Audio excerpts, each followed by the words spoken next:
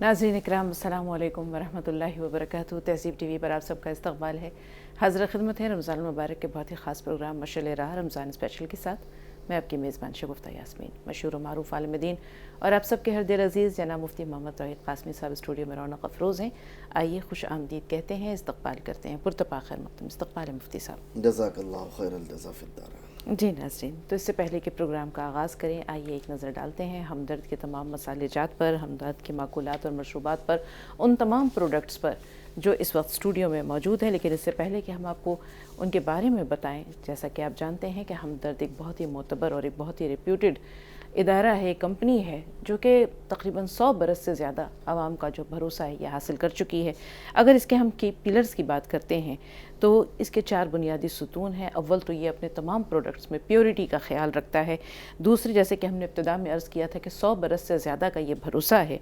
तीसरा, मुआसिर अक़दार पर मबनी इसने अपनी एक साख बनाई है, यानी कंटेम्प्रेरी जो वैल्यूज़ हैं उसके साथ साथ इसने अपनी साख, अपने वक़ार, अपने मेयार को हमेशा बरकरार रखा है। यही वजह है कि मार्केट में इसका एक बहुत ही मोतबर नाम है। दूसरे, ये मुस्बत सोच और नेक इरादों पर मबनी है। आइए अब हम आपको इसके प्रोडक्ट्स की जानिब लेकर चलते हैं। सबसे पहले आप देख सकते हैं कि हमदर्द का कच्ची घानी सरसों का तेल जो 5 लीटर के कंटेनर में मौजूद है, कैन में मौजूद है। उसके साथ साथ आप देख सकते हैं कि यहाँ पर ज़ाफ़रान भी है। ज़ाफ़रान के साथ आपको हींग नज़र आएगी और हींग के साथ जो है वो आपको 1 लीटर के बॉटल में सरसों का तेल मिलेगा। उसके साथ साथ आप देख सकते हैं कि यहाँ पर सेवियाँ भी मौजूद हैं। अब जब हमदर्द के हम मसालों की बात करते हैं तो इससे पहले कि हम हमदर्द के तमाम मसालेजात पर एक नज़र डालें और आपको उनके नाम बताएं, आइए एक नज़र डाल लेते हैं कि ये कैसे मसाले हैं, किस तरह ये तैयार होते हैं और किस तरह हमदर्द ने इनके मेयार को और इनके तमाम अज्जा की ताज़गी को, खुशबू को, लज्जत को और सबसे बड़ी बात है कि हाइजीन को बरकरार रखा है। हमदर्द के जो ये मसाले हैं ये बड़ी गहरी तहक़ीक़ के बाद तैयार किए गए हैं और अपनी फैक्ट्री में हमदर्द इनको तैयार करता है। हर मसाला आला मेयार का और ख़ालिस अज्जा पर मबनी होता है। खुशबू लाजवाब है, जायका बेमिसाल है, जिसमें ना मस्नूई फ्लेवर्स हैं और ना ही किसी तरह का प्रिजर्वेटिव है। देर तक खुशबू और रंगत बरकरार रखने के लिए ये नाइट्रो पैक में मौजूद हैं। 4 मरहलों में सफाई के बाद हिफ़्ज़ान सेहत के उसूलों को मद्देनज़र रखते हुए मशीनों से ये पैक किए जाते हैं और हल्के दर्जा हरारत यानी हल्के टेम्परेचर पर इनको ग्राइंड किया जाता है ताकि इनके अंदर जो एसेंशियल ऑयल्स हैं वो बरकरार रहें। आइए अब एक नज़र डालते हैं, आपको गिनवाते हैं कि कौन कौन से मसाले हैं और किन चीज़ों में ये जो है वो इस्तेमाल होते हैं। अगर आप क़ुरमा बनाना चाह रहे हैं तो उसके लिए भी यहाँ मसाला मौजूद है। बिरयानी मसाला, निहारी मसाला, हैदराबादी बिरयानी मसाला, किचन किंग मसाला, चिकन मसाला, मीट मसाला, हलीम मसाला और टिक्का मसाला। इसके साथ अब आइए हम मशरूबात की जानिब बढ़ते हैं। सबसे पहले आपको ग्लूकोज़ डी नज़र आएगा। ग्लूकोज़ डी के साथ आप हमदर्द का हनी देख सकते हैं। ऑलिव ऑयल, रूह अफ़ज़ा और नारियल पानी के साथ उस जानिब आप देख सकते हैं कि ऑरेंज स्क्वैश और लेमन स्क्वैश है और साथ में शरबत संदल भी मौजूद है। आइए अब अपने गुफ्तगू के रुख को मुफ्ती साहब की तरफ लेकर जाते हैं। एक अशरा मुकम्मल हो चुका और दूसरा अशरा जो है उसका भी एक दिन जो है वो तकरीबन जिसे हम कह सकते हैं कि एक पहर थोड़ी देर के बाद जो है वो मुकम्मल हो जाएगा। तो मुफ्ती साहब, सबसे बड़ी बात यह है कि हम रमज़ानुल मुबारक में इबादत करते हैं, एहतमाम करते हैं नवाफिल का, कोशिश करते हैं ख़ुद को बुराइयों से बचाने की। और एतकाफ़ का एक ऐसा मसला है जिस पर हमारे बहुत सारे भाई बहन सवाल करते हैं। ख़वातीन के एतकाफ़ के बारे में भी कल सवाल आया और बहुत अहम सवाल आया कि ख़वातीन मस्जिद में एतकाफ़ क्यों नहीं कर सकती हैं। रसूल पाक के ज़माने में ख़वातीन मस्जिद में जाया करती थीं, फिर उसके बाद जो है वो कुछ इस तरह की बात आई कि ख़वातीन के लिए मसाजिद से बेहतर अपने घर को करार दिया गया। लेकिन हम देखते हैं कि खलीजी ममालिक में जहाँ पर्दे का अलग से इंतज़ाम है या ख़वातीन के लिए अलग मस्जिद में पोर्शन बना हुआ है, वहाँ न सिर्फ़ औरतें आती हैं बल्कि हमने अमेरिका की भी मसाजिद में ये देखा कि छोटे बच्चों को भी वो लेकर आती हैं। उससे ये होता है मुफ्ती साहब के बच्चों का ख़ास तौर पर बचपन से ही दीन के साथ एक लगाव हो जाता है, एक वाबस्तगी हो जाती है। तो हमारे यहाँ ख़वातीन और मस्जिद इनके दरमियान कुछ दूरी क्यों है? बड़ी माजरत के साथ सबसे पहली बात तो ये है कि खलीजी ममालिक में भी इक्का दुक्का मसाजिद के अंदर ये माहौल है और अमेरिका वगैरह में भी। آج یہ نیا چلن چلتا جا رہا. حقیقت یہ ہے کہ یہ آج کا نہیں بلکہ خود آقا صلی اللہ علیہ وسلم کا فرمان ہے. یہ بعد کا پیدا کردہ مسئلہ نہیں ہے. نبی کریم صلی اللہ علیہ وسلم نے اگرچہ مسجد میں نماز کی اجازت دی تھی، لیکن آقا صلی اللہ علیہ وسلم نے خود فرمایا تھا کہ عورت کی گھر کی نماز مسجد کی نماز سے افضل ہے، اور گھر بھی آنگن کی نماز اندر والے جو کمرہ ہم کہہ لیں اس دور کے اندر کہ کمرے کی نماز جو ہے باہر کی نماز سے بہتر ہے. خود نبی کریم صلی اللہ علیہ وسلم نے یہ فرمایا. اس کے علاوہ اور بھی احادیث ہیں جن میں عورت کی نماز کو گھر کے اندر زیادہ فضیلت والا قرار دیا گیا، زیادہ ثواب والا قرار دیا گیا، اور یہ سب خود نبی کریم صلی اللہ علیہ وسلم کی قولی حدیثیں ہیں، ایسا نہیں ہے کہ بعد کی ہوں. ہاں یہ الگ بات ہے کہ فتنوں کے خوف سے اور فتنوں کے حالات کی وجہ سے حضرت عمر رضی اللہ تعالیٰ عنہ کے دور میں تقریباً عورتوں کا جانا ممنوع ہو گیا، اور اس کے بعد سے عورتیں مسجد میں نہیں جاتی، لیکن ترغیب خود نبی کریم صلی اللہ علیہ وسلم نے اس کی دی تھی. اور آج تو آپ اور ہم سب جانتے ہیں کہ جس طرح اختلاط کے معاملات اور حالات سے جس طرح کا معاملہ بن رہا ہے اس دور کے اندر، جس طرح جو ہے کہ عجیب کیفیت ہے ہم سب کے ذہنوں کی، اس اعتبار سے مساجد میں جانا میں سمجھتا ہوں کہ فتنے سے خالی نہیں ہے. اگرچہ جائز اب بھی ہے، بالکل ممنوع یا حرام نہیں ہے. اب بھی کوئی عالم یہ نہیں کہتا کہ ناجائز یا حرام ہے، لیکن بہتر یہی کہتا ہے کہ بہتر گھر کے اندر ہے. رہا تربیت کا مسئلہ، نبی کریم صلی اللہ علیہ وسلم سے ایک مرتبہ بھی ثابت نہیں ہے کہ آپ نے نوافل مسجد میں پڑھی ہوں. آپ صلی اللہ علیہ وسلم نوافل ہمیشہ گھر میں پڑھا کرتے تھے. حضرت عائشہ صدیقہ رضی اللہ تعالی عنہا گھر میں پڑھا کرتی تھیں.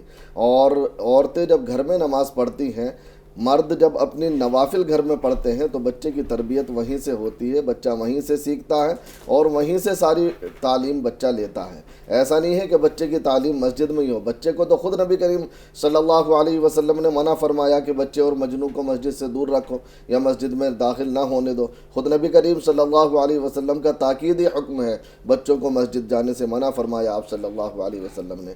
ہاں وہ بچے جو سمجھدار ہیں، مثال کے طور پہ 6-7 سال کے بچے ہیں یا 5 سال سے اوپر کے بچے ہیں جو اس طرح مسجد کو گندہ کرنے سے اس طرح کی چیزوں سے بچتے ہیں، ان بچوں کے لیے اجازت ہے.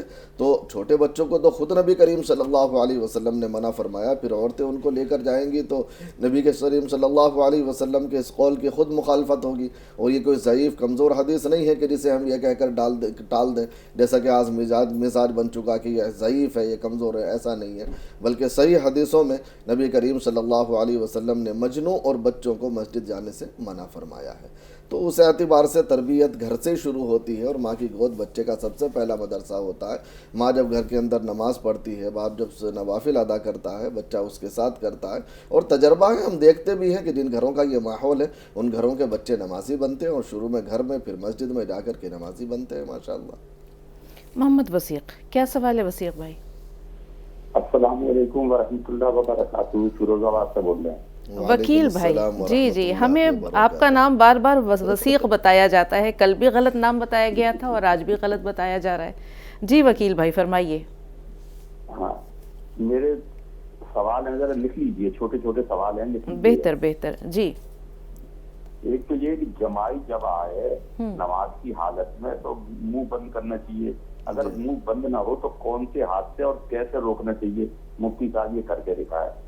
بہتر جی. دوسرا، نماز میں رکوع میں انگلی کیسی رہنا چاہیے اور سجدے میں انگلی کیسی رہنا چاہیے. دوسرا سوال یہ ہے. اور تیسرا یہ تھا کہ کرسی پہ پہلی رکعت میں اگر کوئی آدمی کھڑا ہو گیا ہے تو اس دن مفتی صاحب نے کہا تھا کہ وہ بیٹھ کے ہی پڑھے نماز، اور پہلی رکعت میں اگر کھڑا ہو گیا یعنی کہ تکبیر تحریم آتا ہے اس کے بعد وہ بیٹھا، رکوع کے لیے بیٹھ گیا پھر اٹھا نہیں. مفتی صاحب کہہ رہے تھے کہ وہ بیٹھ کے ہی پڑھے. لیکن ہمارے کچھ لوگوں سے علماء کرام سے بات کہنے لگے تھے کہ پہلی بات تو تکبیر تحریمہ میں کھڑا ہو جائے، اس کے بعد پھر بیٹھا رہے تو کوئی بات نہیں ہے. اور چوتھی بات یہ ہے کہ کان میں دوا ڈالنے سے آپ کہتے ہیں روزہ نہیں ٹوٹتا، لیکن آپ ہی کے چینل پہ عارف صاحب کے سنگ 9 سے 9:30 بجے پروگرام آتا ہے، مفتی عبد الرحمان صاحب وہ یہ کہہ رہے تھے دوا ڈالنے سے روزہ ٹوٹ جاتا ہے. بس یہی معلومات کرنا تھا. شکریہ.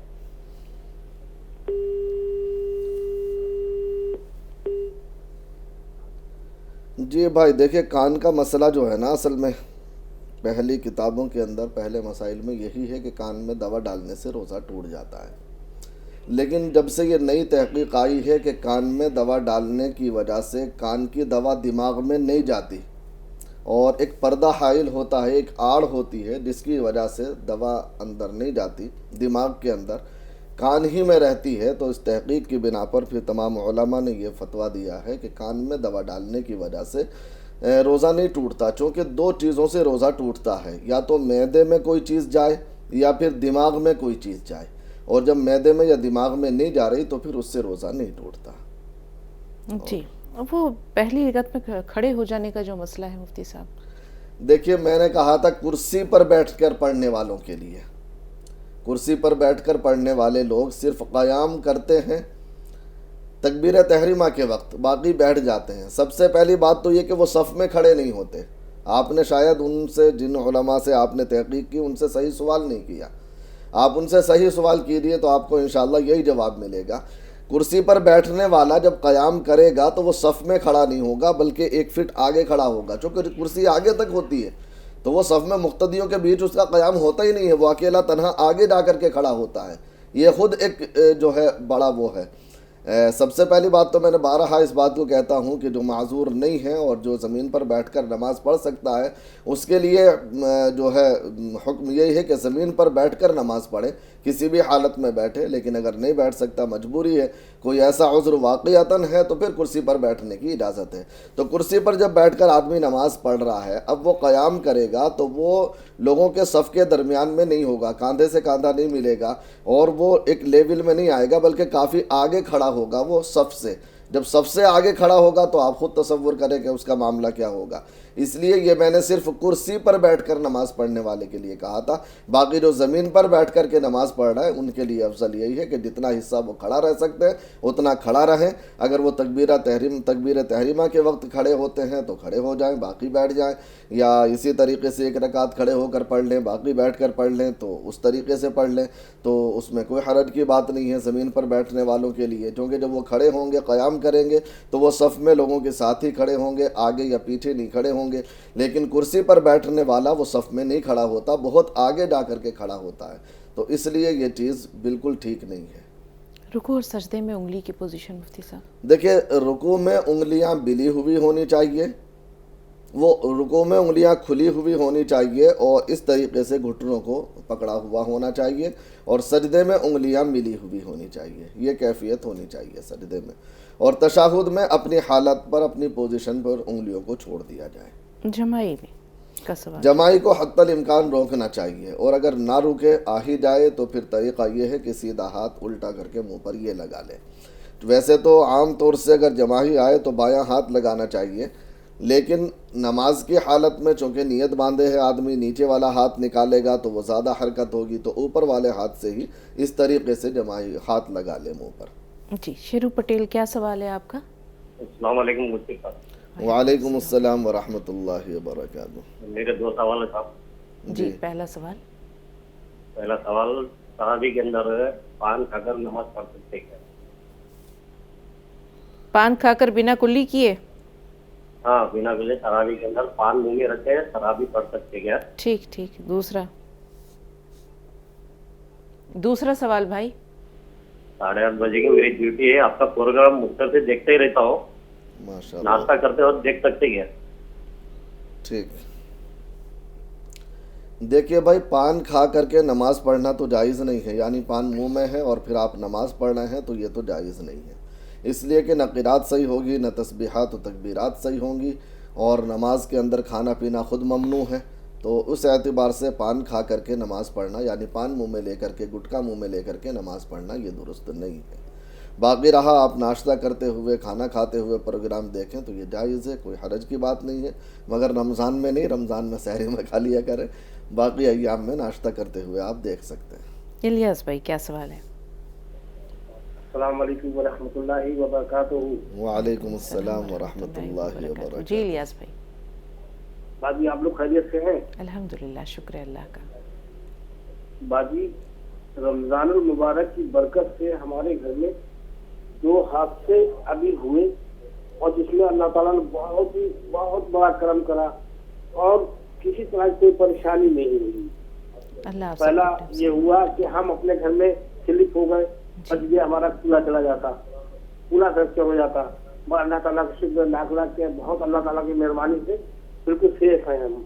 और दूसरी बात ये कि हमारा बेटा जो था कुरान पाक पढ़ते पढ़ते कहने लगा कि लोग वहाँ जा रहे हैं बहन के वहाँ जा रहे हैं कुछ सामान लेके, और वहाँ पर पीछे से उसकी स्कूटी जो थी थ्री व्हीलर वाले ने ठोक दी और स्कूटी इतनी ज्यादा टूट गई कि इसका कोई सामने नहीं। बच्चा हमारा स्कूटी देखता रहा और थ्री व्हीलर वाला भाग गया।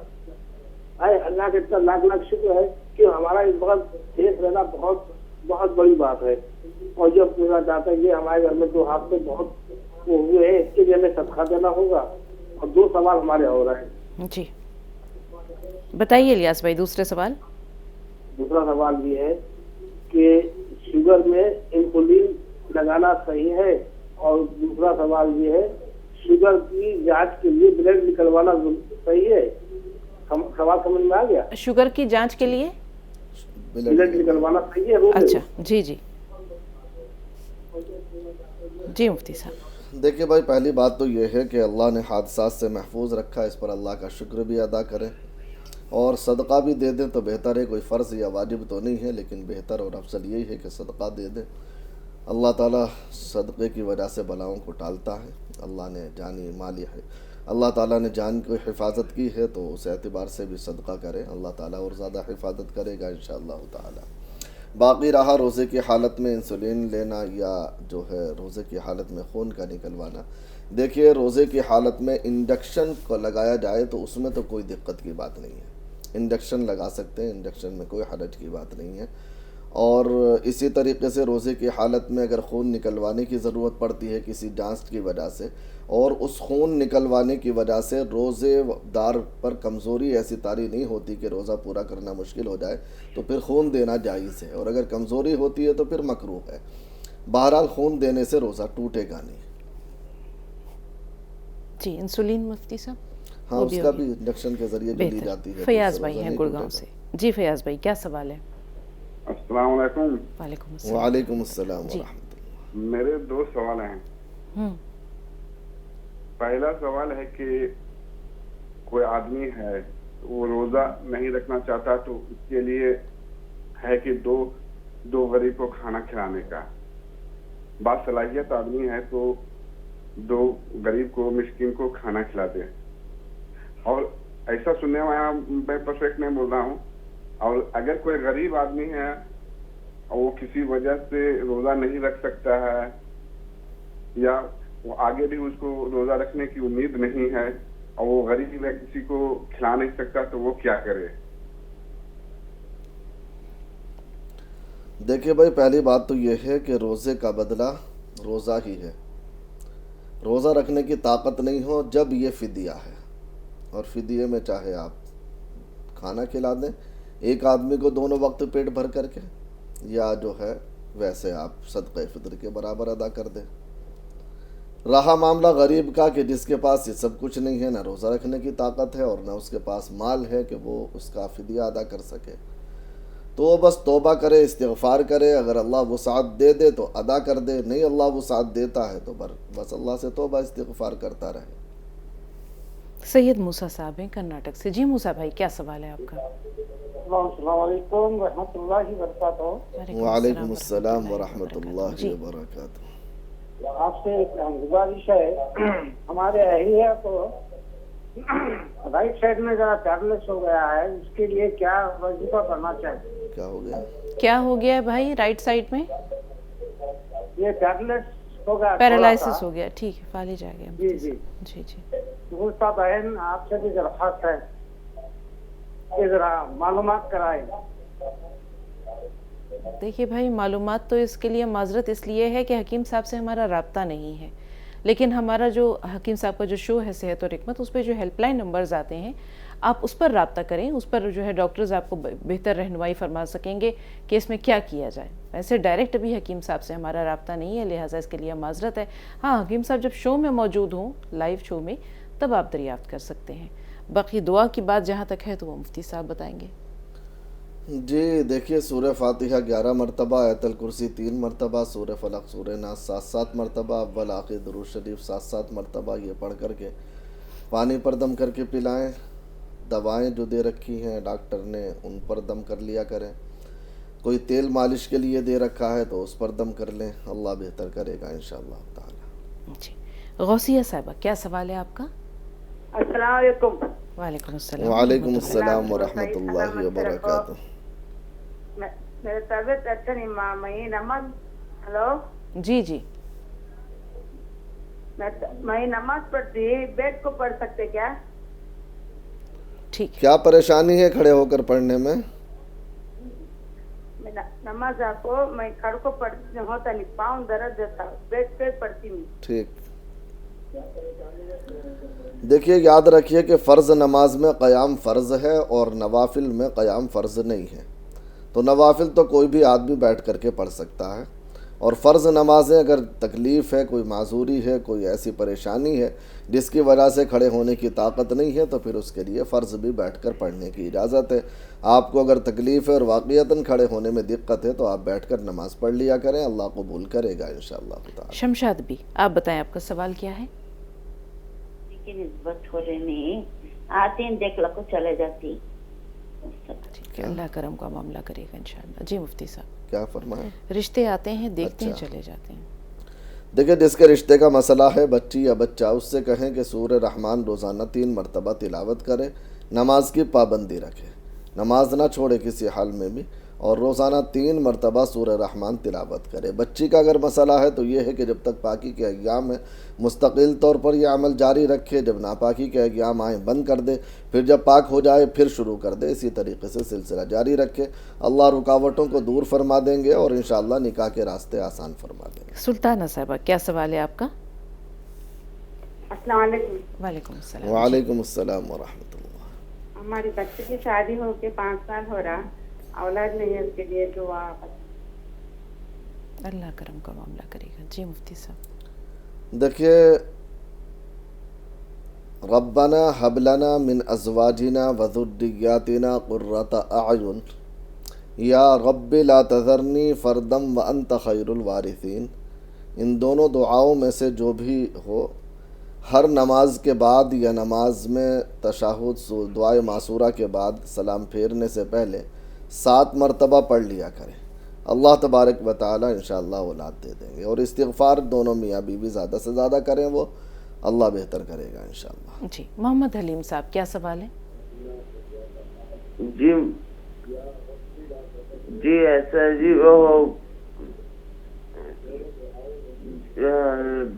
السلام علیکم۔ وعلیکم السلام۔ جی مولانا جی میں یہ کہتا ہوں جی سوری میں بھول گیا۔ ٹھیک ہے، کوئی بات نہیں بھائی، کوئی بات نہیں، جب یاد آ جائے تو آپ ہمیں دوبارہ کال کریں، اگر آپ کی کال ہم تک پہنچتی ہے تو ہم ضرور شامل کریں گے۔ جی اگلے کالر کون ہے، نام بتائیں۔ رضوانہ بیگم، السلام علیکم۔ وعلیکم السلام۔ جی وعلیکم رضوانہ السلام۔ صاحب رضوانہ کرناٹک سے۔ جی جی میرا یہ سوال ہے، اور عشاء کی نماز پڑھنا پوری ہو جانے کے بعد تراویح پڑھنا کیا واجبی الوتر اور 2 رکعت فرض بچا کے کیا تراویح میں بعد میں پڑھ لینا تراویح کے ساتھ میں؟ 2 رکعت کون سی؟ 3 رکعت واجبی الوتر اور 2 رکعت نفل۔ اچھا ٹھیک، ہاں بہن وہ بعد میں پڑھنا ہے، وتر سے پہلے تراویح پڑھنا ہے اور فرضوں کے بعد تراویح پڑھنا ہے۔ فرض ادا کرنے کے بعد جو 2 سنتیں ہیں وہ پڑھ لیں، اس کے بعد تراویح ادا کریں، تراویح جب مکمل ہو جائیں پھر 3 وتر ادا کریں اور 2 نفل پڑھ لیں۔ جی نسیم صاحبہ کیا سوال ہے آپ کا؟ السلام علیکم۔ وعلیکم السلام۔ وعلیکم السلام۔ جی ہمارے نا 3 لڑکے ہیں، تینوں کی شادی نہیں ہو رہی، اس کے بارے میں بات کرنا۔ کیوں نہیں ہو رہی ہے؟ جو بھی رشتے آتے ہیں دیکھ کے چلے جاتے ہیں اور پھر بعد میں نہیں کہہ دیتے۔ کرتے کیا ہیں بچے آپ کے؟ جی ہمارے بچے نا تو پہلے گاڑی چلاتے تھے، ٹرک، اب کیا کرتے ہیں؟ ابھی نا تو لیٹ مشین پہ لگا دیا ان کو۔ ٹھیک،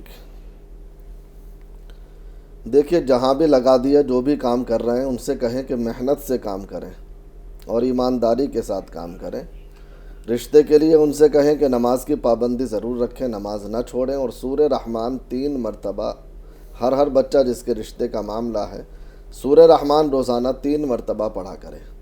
اللہ تعالیٰ آسان فرما دیں گے، انشاءاللہ رکاوٹوں کو دور فرما دیں گے۔ عتیق احمد ہیں لکھنؤ سے۔ جی عتیق صاحب کیا سوال ہے؟ السلام علیکم۔ وعلیکم السلام ورحمۃ اللہ وبرکاتہ۔ مفتی صاحب سے 3 سوال ہیں میں۔ جی پہلا سوال تو مفتی صاحب یہ ہے کہ روزے رمضان شریف میں اگر آدمی پوری 1 مہینے کی چھٹی لے لے اپنے کام سے اور صرف روزہ نماز کرے، گھر پہ رہے، تو اس میں یہ ہوتا ہے آدمی جھوٹ بولنے سے، غیبت کرنے سے، تمام باتوں سے بچ جاتا ہے۔ جی تو اس میں کیا مطلب بہتر ہے کہ آدمی کام کرتے ہوئے روزہ رکھے یا 1 مہینے کی مکمل چھٹی لے لے اور صرف روزہ، نماز اور قرآن شریف تلاوت یہ کرے، یا پھر آفس جائے اور اس کے ساتھ روزہ رکھے؟ اس میں بہتر کیا ہے؟ اور دوسرا مفتی صاحب یہ ہے کہ کیا زکوٰۃ مدرسے میں دی جا سکتی ہے؟ ٹھیک۔ مدرسے جہاں پر بچے رہتے جی ہیں جی تو وہاں کے لوگ آتے ہیں زکوٰۃ کے لیے جی جی وصولنے، تو کیا ان کو زکوٰۃ دی جا سکتی ہے؟ تیسرا سوال اور عتیق بھائی۔ تیسرا مفتی صاحب سوال یہ ہے کہ اگر سال بھر مان لیے زکوٰۃ کا ہمہ وقت گزر گیا، اب اس کے بعد اگر کوئی ضرورت مند ہے، مان لیجیے کسی کو 10,000 چاہیے، کچھ پریشانی ہے اس کی، کسی کو 15,000 چاہیے، تو ہم اس نیت سے اس کو دیتے رہیں کہ ہم یہ اگلی زکوٰۃ کے لیے دے رہے ہیں، جی اور جب زکوٰۃ کا موقع ہے ہمیں تو ان پیسوں کو جوڑ لیں اور ان کو مائنس کر کے باقی ہم زکوٰۃ دے دیں، تو کیا اس سے زکوٰۃ ادا ہو جائے گی؟ ٹھیک۔ اور تیسرا مجھ سے اس سوال سے پوچھا تھا اور رہ گیا ٹائم کی وجہ سے کہ آپ سحری میں کیا تناول فرماتے ہیں؟ ذرا یہ بتائیں کہ قورمہ بریانی وغیرہ کھاتے ہیں یا کچھ ہلکا پھلکا کھاتے ہیں؟ بہت بہت شکریہ، السلام علیکم۔ جی ناظرین، تو ہمدرد کے پروڈکٹس کی جانب بڑھیں، ایک مرتبہ پھر آپ کو بتاتے چلیں کہ ہمدرد کس وجہ سے اپنی ایک امتیازی خصوصیت رکھتا ہے، اپنی ایک منفرد شناخت اور پہچان رکھتا ہے۔ اگر ہم ہمدرد کے کی پلرز کی بات کریں تو ہم دیکھتے ہیں کہ 4 اس کے پلرز ہیں۔ پیورٹی، یعنی ہر شے جو بھی ہے، جو بھی مصنوعات ہیں اس کی، وہ تمام کی تمام خالص اجزاء سے تیار کردہ اور بالکل خالص ہیں۔ اسی طرح ٹرسٹ آف اوور 100 ایئرز، یعنی 100 سال سے زیادہ کا بھروسہ ہے۔ لیگیسی وتھ کنٹمپریری ویلیوز، یعنی جو معاصر اقدار ہیں اس وقت بازار میں، جس طرح کی جو مصنوعات کی ویلیوز ہیں، جن بنیادوں پر جو ہے مصنوعات تیار کی جاتی ہیں، ہمدرد نے ان کے مطابق ایک مطابقت رکھی ہوئی ہے۔ ساتھ ساتھ آنیسٹ انٹینشنز، یعنی مثبت سوچ ہے اور نیک ارادے ہیں۔ تو ظاہر سی بات ہے جب سوچ مثبت ہو، ارادے نیک ہوں، تو پھر مصنوعات جو ہیں وہ یقینی طور پر خالص ہوں گی اور ہائیجینک ہوں گی اور لوگوں کے لیے جو ہے وہ فائدہ مند ہوں گی۔ آئیے مصنوعات کی جانب بڑھتے ہیں۔ 5 لیٹر کا کچی گھانی مسٹرڈ آئل آپ کے سامنے ہے، سرسوں کا تیل ہے، یہ 5 لیٹر کے کنٹینر میں ہے، زعفران آپ دیکھ سکتے ہیں، ہینگ بھی آپ کے سامنے ہے، سرسوں کا تیل 1 لیٹر کے جار میں، 1 لیٹر کے باٹل میں ہے، اور ساتھ ساتھ آپ دیکھ سکتے ہیں سیویاں بھی موجود ہیں۔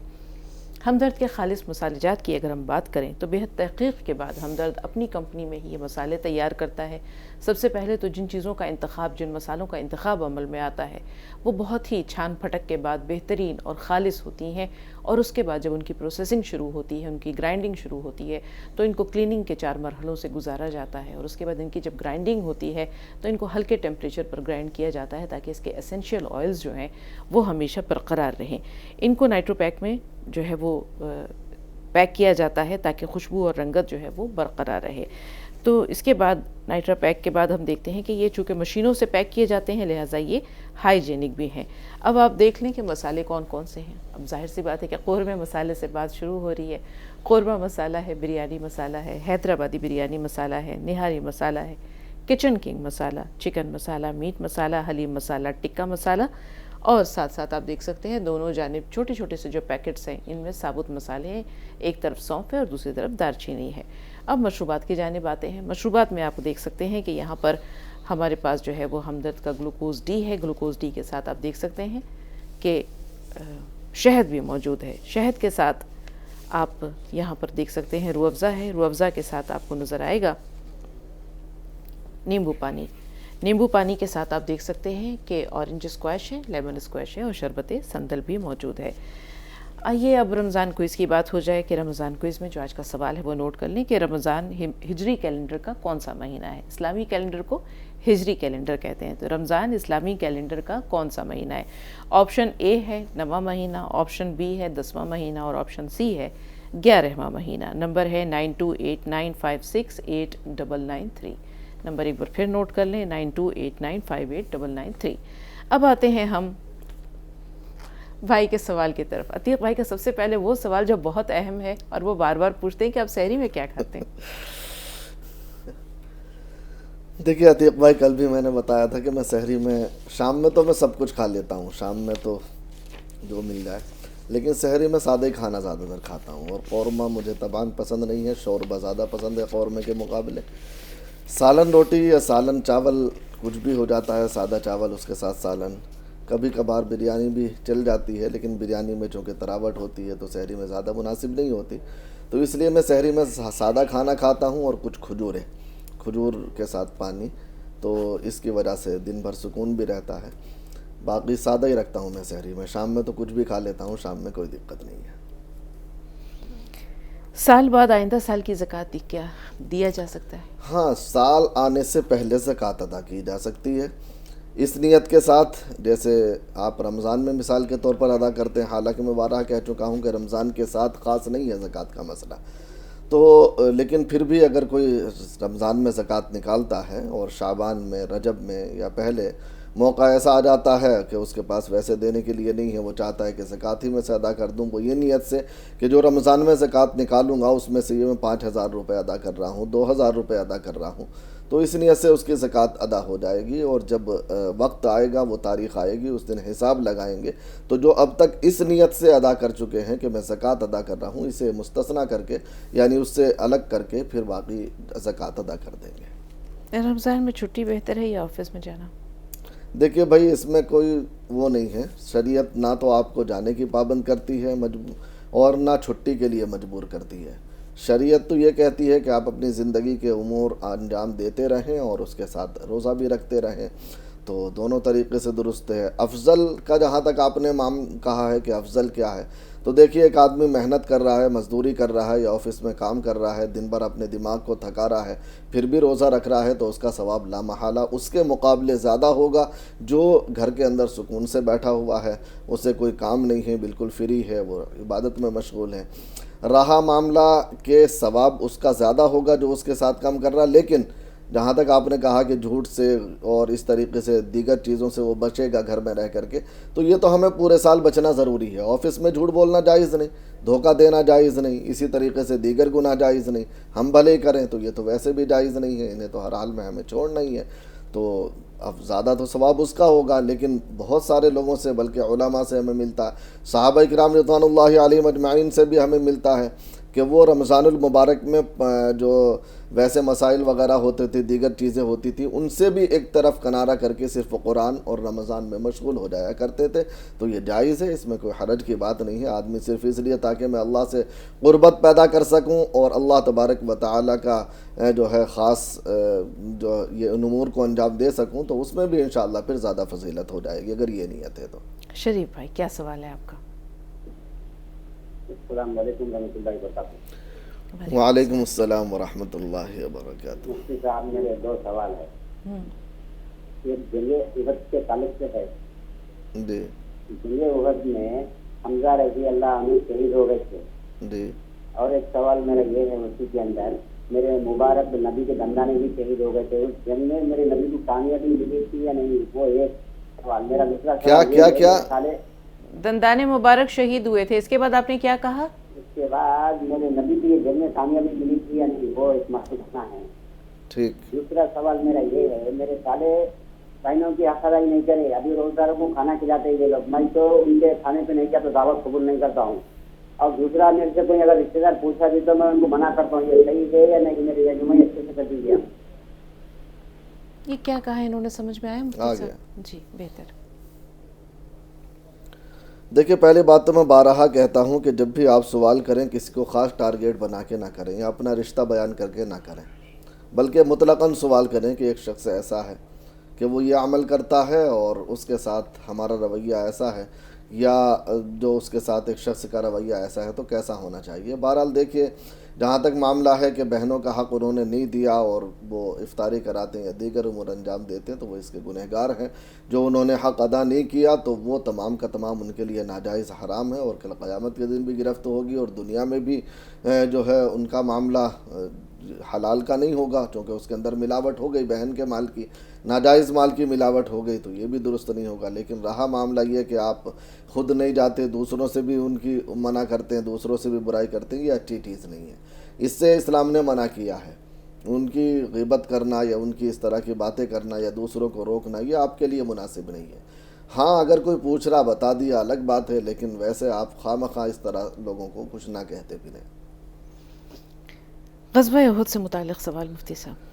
دیکھیے سوال حضرت حمزہ رضی اللہ تعالیٰ عنہ کی شہادت سے ہے تو شہادت تو ہوئی تھی، اس میں تو کوئی اشکال نہیں ہے. نبی کریم صلی اللہ علیہ وسلم کے دندان مبارک کو بھی اذیت پہنچی تھی، یہ بھی بالکل برحق بات ہے. اور بڑا خطرناک معاملہ تھا جب وہ برچھا گھس گیا تھا اور وہ نکالا تھا.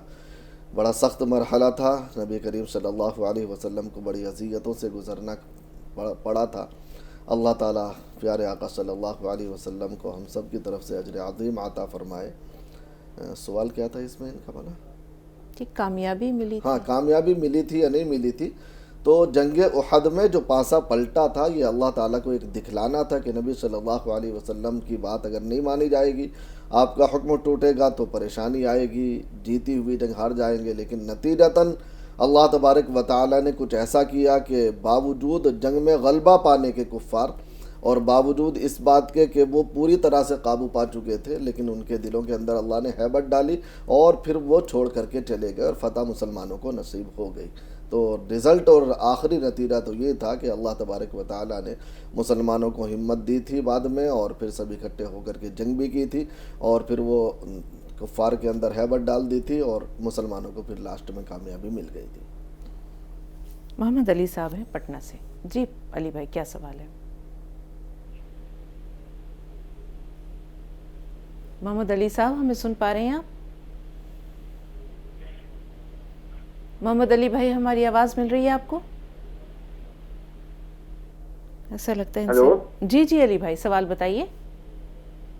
ہمارا سوال ہے کہ ہمارا جو ہے دل نہیں لگتا ہے، بہت دل گھبراتا ہے. اور دوسری بات کہ فلسطین میں اتنا جو ہے مسلمان پہ ظلم ہو رہا ہے، پورا رمضان کا مہینہ ہے، لوگ اتنا دعا کر رہے ہیں پھر بھی اس کے دعا میں کوئی اثر نہیں ہے.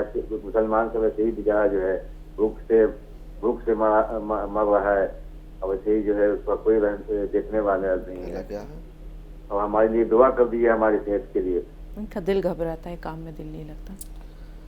دل گھبراتا ہے، استغفار پڑھا کرے زیادہ، ہر نماز کے بعد آیت الکرسی پڑھ کر اپنے اوپر دم کر لیا کرے. باقی رہا معاملہ فلسطین کا تو دیکھیے اللہ کی مدد تو ان کے ساتھ خوب ہے، ان حالات کے باوجود بھی وہ ابھی تک قائم ہے. رہا معاملہ کہ ہماری دعائیں قبول کیوں نہیں ہو رہی. سب دعائیں کر رہے ہیں، ہم دعا تو کر رہے ہیں لیکن اپنے حالات کو نہیں بدل رہے. ہماری غذا وہی ہے، ہمارے عمل وہی ہیں، ہم اب بھی رسموں میں الجھے ہوئے، ہم اب بھی گناہوں کو چھوڑنے کو تیار نہیں ہیں، ہم اب بھی جو ہے ان تمام برائیوں کے اندر مبتلا ہیں جس سے اسلام منع کرتا ہے. آج بھی ہم مارکیٹ میں جھوٹ بول رہے ہیں، دھوکہ دے رہے ہیں، سارا کچھ کر رہے ہیں، تو پھر دعا قبول کہاں ہوگی بھائی؟ پوری دنیا دعا کر رہی لیکن ہم اپنی حرکتوں سے باز نہیں آ رہے تو پھر دعا قبول کیسے ہوگی؟ نصیر الدین بھائی کیا سوال ہے آپ کا؟ السلام علیکم ورحمۃ اللہ وبرکاتہ. وعلیکم السلام ورحمۃ اللہ. جی نصیر بھائی سوال ہے جیسے کہ نماز کے دوران دائیں بائیں سلام جب کرتے ہیں تو وہ یہ طریقہ کیا ہے؟ جیسے کہ ہماری نگاہیں کہاں پہ ہونا چاہیے؟ نماز میں نگاہیں کہاں پر ہونی چاہیے؟ اور سلام کرتے ہیں نا، سلام پھیرنے کے بعد دائیں بائیں ہماری نگاہیں، سلام پھیرنے کے بعد بہتر جی صحیح طریقہ کیا ہے؟ بہتر. جی مفتی صاحب دیکھیے جب داہنی جانب سلام پھیریں تو داہنے کاندھے پر نظر ہو، بائیں جانب سلام پھیریں تو بائیں کاندھے پر نظر ہو، بس یہ ہونا چاہیے. باقی اگر آگے تک نگاہ جا رہی ہے ساتھ میں تو کوئی دقت کی بات نہیں ہے. نماز سلام پھیرنے کے بعد پھر اپنا دعا وغیرہ میں ذکر و اذکار میں یا جس کام میں چاہیں مشغول ہو جائیں یا اٹھ کر جانا چاہیں چلے جائیں. جی کالر ہیں کیا فون لائن پر؟ ہلو جی بہن سوال بتائیے. السلام علیکم ورحمۃ اللہ وبرکاتہ. وعلیکم السلام ورحمۃ اللہ. میرے دو سوال ہیں. جی تہجد کی نماز क्या नफिल की सुन्नत की कैसा बोल को पढ़ना। एक मैं मेरी नवासी है, मेरे 3 नवासियां, उनके अब्बा गुजर गए, वो 3 बच्चे भी अच्छा पढ़कर नौकरी में ही। बड़ी नवासी को 35 साल हो गए, अच्छे रिश्ते आए, 2 वक्त शादी जुड़को रखे बाट को भी वो शादी हुई नहीं, जुड़गाओ अभी तक उसे शादी हुई नहीं। वो 2 छोटे भाई को बच्चा को बहाने शादी करके रख डाली। अभी इसकी शादी कैसा, क्या पढ़ना क्या करना, जुड़ते इतने रिश्ते चाहते जुड़ता जुड़ जाता। ठीक, उससे दुआ क्या है, क्या करना बोले। ठीक है बहन, ठीक है, अल्लाह करम का मामला करे। जी मुफ्ती साहब। देखिए, बच्ची से कहें जिसके रिश्ते का मसला है कि सूरह रहमान रोज़ाना 3 मरतबा तिलावत किया करे, नमाज की पाबंदी रखे, नमाज किसी हाल में ना छोड़े। अल्लाह ताला इंशाअल्लाह रुकावटों को दूर फरमा देंगे, निकाह को आसान फरमा देंगे। बच्चों का मसला है, नौकरी नहीं है, उनसे कहें कि नमाज की पाबंदी रखते हुए 1000 मरतबा रोज़ाना इस्तिग़फ़ार पढ़ा करें, अल्लाह ताला से दुआ करें। और अगर तलाश करते रहें, मिल जाए ठीक है, नहीं तो कोई तिजारत या कोई और दूसरा काम देखें, अल्लाह उसमें बरकत देगा इंशाअल्लाह ताला। तहज्जुद और नफिल वगैरह में सुन्नतों में, तहज्जुद नफिल नमाज है, लेकिन अगर किसी ने सुन्नत कह दिया तो भी नमाज हो जाएगी, कोई दिक्कत नहीं है, कोई हरज नहीं। सलमा साहिबा पानीपत से। जी बताएं सलमा साहिबा, क्या सवाल है?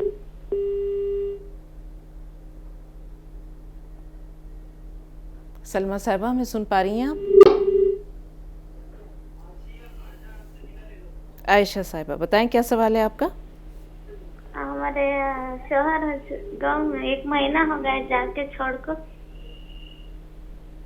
आपको छोड़कर गांव में चले गए? हाँ। आप किसके पास हैं अभी? हमारे अम्मी अब्बा के घर में। शादी को कितना साल हो गए? हाँ? आपकी शादी को कितने साल हो गए? शादी को 5 साल हो गए। बच्चे हैं आपके? तो छोटे बच्चे, एक बेटा बेटी। तो शौहर क्यों चले गए और क्यों नहीं आ रहे हैं? किसी ने बात नहीं की उनसे? नहीं, फोन भी नहीं करते, हमारे सास के घर में। हाँ तो बात करवाएं ना, अपने वालिदैन से कहें, अपने माँ बाप से कहिए कि उनसे बात करें, या किसी को भेजिए कि भाई फोन नहीं करते। फोन नहीं करें तो उनके घर भेजें, किसी को गांव भेजें और जाकर उनसे पूछें। चिकमंगलूर में है जी? चिकमंगलूर। आप कहाँ पर हैं?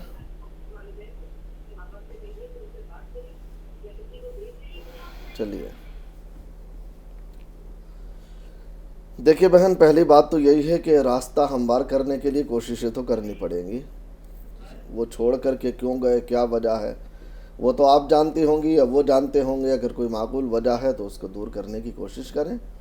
कोई नाराज़गी है, कोई इस तरह का मसला है, और अगर कोई ऐसी बात नहीं है तो बहरहाल अपने वालिदैन में से या किसी को, भले दूरी का मसला हो लेकिन वक्त निकाल करके थोड़ा सा भेजें। या फ़ोन वो नहीं कर रहे तो आप इधर से फ़ोन करें, उनके घर वालों में से किसी और के पास फ़ोन करके बात करें। वजह मालूम हो, नहीं मालूम हो रही तो बहरहाल भेजें और जाएं और जा कर के वहाँ बातचीत करें। इसमें कोई दिक्कत की बात नहीं है। जब तक बैठकर बात नहीं करेंगे मसला कैसे हल होगा, कैसे पता न चलेगा वजह क्या है। और जब ये चीज़ नहीं होगी तो फिर आप इस तरह बैठी रहेंगी परेशानी के अंदर, कोई फ़ायदा नहीं होगा।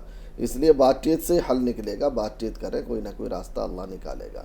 बाकी आप सूरह इखलास यानी कुल हुवल्लाहु अहद 300 मरतबा पढ़कर अल्लाह ताला से दुआ किया करें, अल्लाह आसान फरमा देगा इंशाअल्लाह। परवीन साहिबा आप बताएं आपका सवाल क्या है?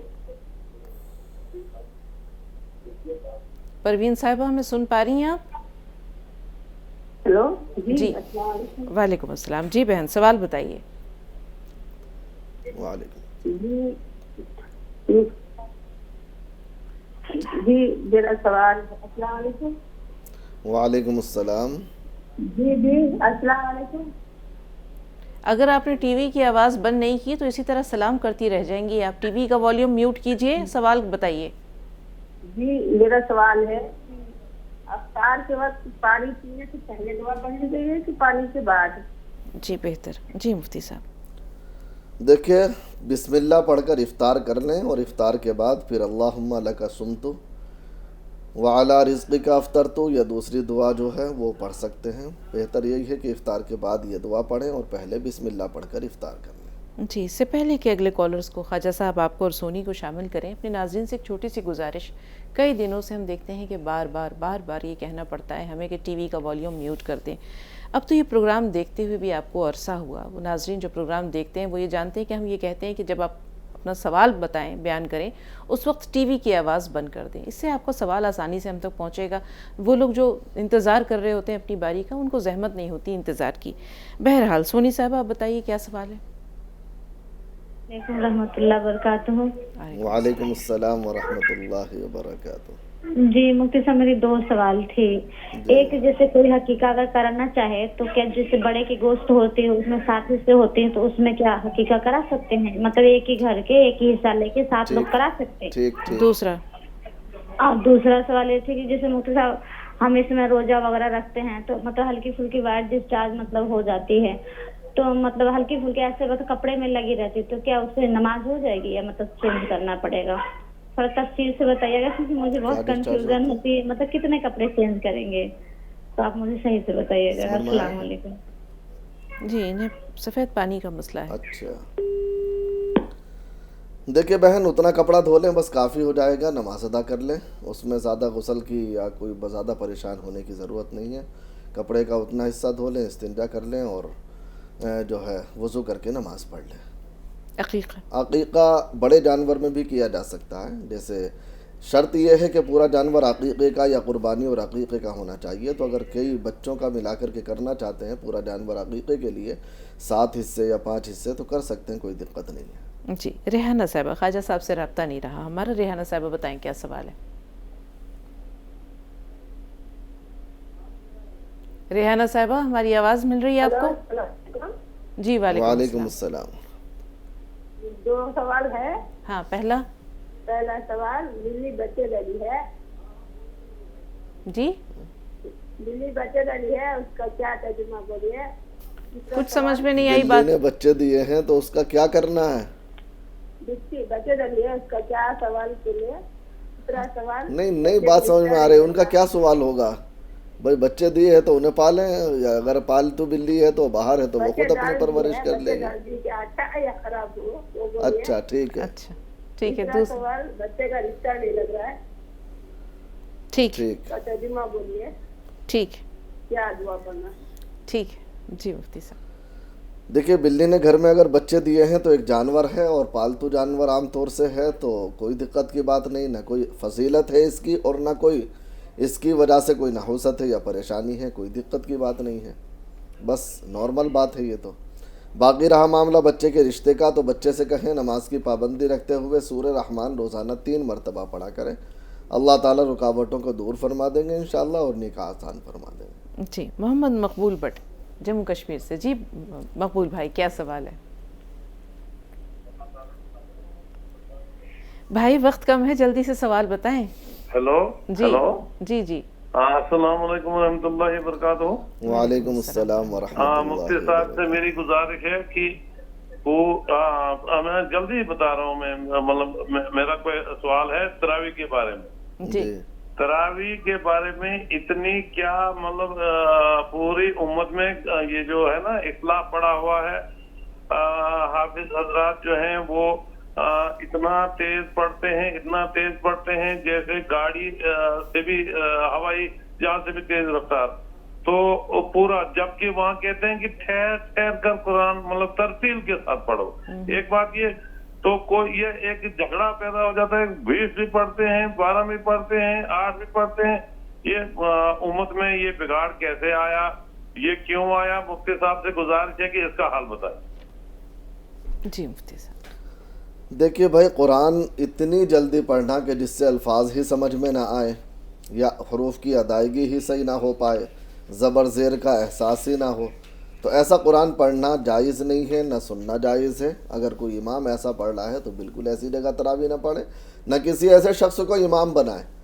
اور اب الحمدللہ امت میں بیداری آ بھی رہی ہے، اس معاملے میں اچھے حفاظ کو رکھا بھی جا رہا ہے. لیکن بہت سارے لوگوں کا مزاج ہم نے خود دیکھا ہے، بلکہ ہمارے ساتھ بھی اس طرح کا معاملہ پیش آیا کہ بھائی اتنے منٹ میں ہمیں تراویح چاہیے، اتنے منٹ میں پورا ہو جانا چاہیے، یہ لوگوں نے جو ذہن بنا لیا یہ بہت غلط ہے، اور لوگوں کو اپنے آپ کو بدلنا چاہیے. اس کی وجہ سے بہت زیادہ نقصانات ہیں. قرآن صحیح پڑھنا چاہیے، ترتیل کے ساتھ پڑھنا چاہیے. ہاں کچھ جلدی کرنے کی گنجائش ہے تراویح میں، لیکن اتنی جلدی نہیں کہ الفاظ وغیرہ کٹ جائیں. رہا معاملہ کہ یہ جلدی کا رواج کہاں سے آیا، 10 دن کا، 15 دن کا، 20 دن کا، تو یہ تاجر لوگ، یہ جو مسافر لوگ ہوتے ہیں زیادہ نہیں رہ سکتے، انہوں نے شروع کیا تھا. اب انہوں نے اس کو ہم نے عام بنا لیا، یہ بھی زیادہ مناسب نہیں ہے. جی ہم درد کے پروڈکٹس کی جانب بڑھ رہے ہیں. ناظرین 5 لیٹر کے کین میں آپ دیکھ سکتے ہیں کہ کچی گھانی مسٹرڈ آئل موجود ہے، ساتھ ساتھ آپ کو وہاں پر زعفران نظر آئے گا، زعفران کے ساتھ آپ ہینگ بھی دیکھ سکتے ہیں. 1 لیٹر کی بوٹل میں ہمدرد کچی گھانی مسٹرڈ آئل ہے، ساتھ میں سیویاں ہیں. اب مسالے جات کی طرف اگر ہم آئے تو ہم جیسے کہ ابتدا میں عرض کیا تھا کہ رنگت، ذائقے، خوشبو اور حفظان صحت کے اصولوں پر یہ تمام مسالے جات صرف اس میں بامسمہ، یہ خالص مسالے نہیں ہیں بلکہ جیسے ہم نے کہا کہ یہ اس میں بامسمہ ہیں. واقعی میں یہ خالص مسالے ہیں اور آزمائی شرط ہے، آزما کر دیکھیں.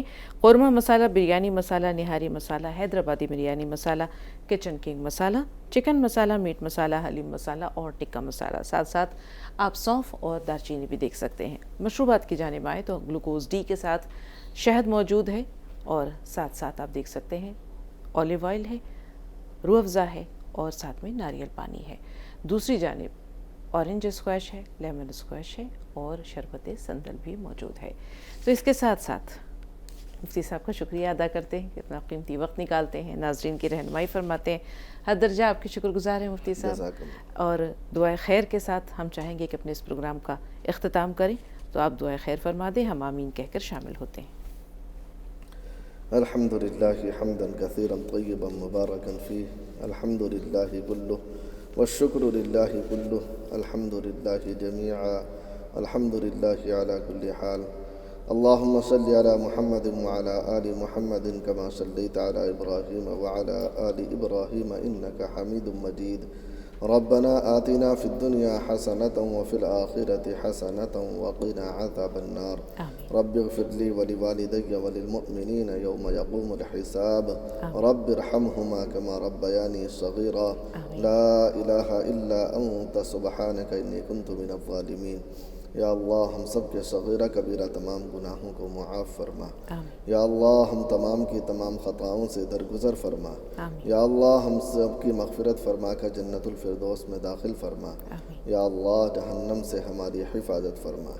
یا اللہ جن جن کالروں نے ہم سے دعاؤں کے لیے کہا ہے یا لکھا ہے یا جن کا ہمارے اوپر حق ہے، ان تمام کے حق میں ہماری دعا کو قبول فرما. یا اللہ جو بیمار ہیں ان کو شفائے کاملہ عاجلہ عطا فرما. جو بے روزگار ہیں ان کو حلال رزق نصیب فرما. جو مقروض ہیں ان کے قرض کی ادائیگی کے فیصلے فرما. جو بے نکاح ہیں ان کے نکاح کو آسان فرما.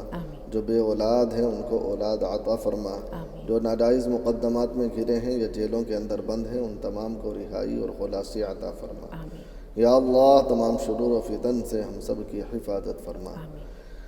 ہر قسم کی آفات و بلیات سے ہماری حفاظت فرما. حاسدین کے حسد سے، شر کرنے والوں کے شر سے ہماری حفاظت فرما. یا اللہ یہ رمضان المبارک کا مغفرت والا عشرہ ہے، ہم سب کی مغفرت فرما. یا اللہ اس رمضان کی رحمتوں سے، برکتوں سے ہم سب کو مالا مال فرما. یا اللہ ہم سب کو زیادہ سے زیادہ عبادت کی، تلاوت کی توفیق عطا فرما. یا اللہ ہم سب کو اپنی رضا عطا فرما. اپنے غصے سے ہم سب کی حفاظت فرما. یا اللہ محض اپنے فضل و کرم سے پیارے نبی صلی اللہ علیہ وسلم کے صدقے اور طفیل میں ہماری اس دعا کو قبول و منظور فرما. سبحان ربک رب العزت عما یصفون وسلام علی المرسلین والحمد للہ رب العالمین. جزاک اللہ. بہت بہت شکریہ مفتی صاحب، آپ کے ساتھ ساتھ ناظرین کے شکر گزار ہیں. اجازت لیتے ہیں، اپنا بہت خیال رکھیے گا. اگلی ملاقات تک کے لیے اجازت دیجیے. السلام علیکم ورحمۃ اللہ وبرکاتہ.